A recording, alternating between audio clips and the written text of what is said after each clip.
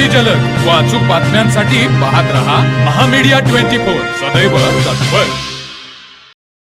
टोप तालुका हातकणंगले गावातील राष्ट्रीय महामार्ग NH4 परिसरात वारंवार होत असलेल्या वाहतूक कोंडीच्या पार्श्वभूमीवर MIDC पोलीस ठाण्याचे पोलीस निरीक्षक सुनील गायकवाड यांनी तसेच वाहतूक नियंत्रण विभागाच्या राणी पाटील व त्यांच्या सहकाऱ्यांसह घटनास्थळी भेट देऊन पाहणी केली।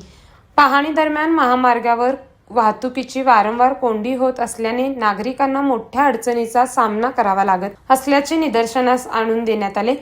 यावर वाहतूक सुरळीत व सुरक्षित होण्यासाठी योग्य त्या उपाययोजना करून रस्ता वाहतुकीस अधिक सुलभ व खुला करण्यात यावा अशा सूचना संबंधित अधिकाऱ्यांनी केल्या। तसेच स्थानिक नागरिकांनीही वाहतुकीच्या समस्येवर कायमस्वरूपी तोडगा काढण्याची मागणी यावेळी केली। यावेळी टोप गावचे लोकनियुक्त सरपंच तानाजी बाबूराव पाटील, उपसरपंच भारती विष्णू पाटील, ग्रामपंचायत सदस्य बापू पवार, विश्वास कुरणे, इतर विद्यमान सदस्य व सदस्या, ग्रामपंचायत अधिकारी TK मडवळ तसेच ग्रामस्थ उपस्थित होते। तर मग चला सबस्क्राईब करायला विसरू नका महामीडिया 24 न्यूज चॅनलला। महामीडिया 24 सदैव तत्पर।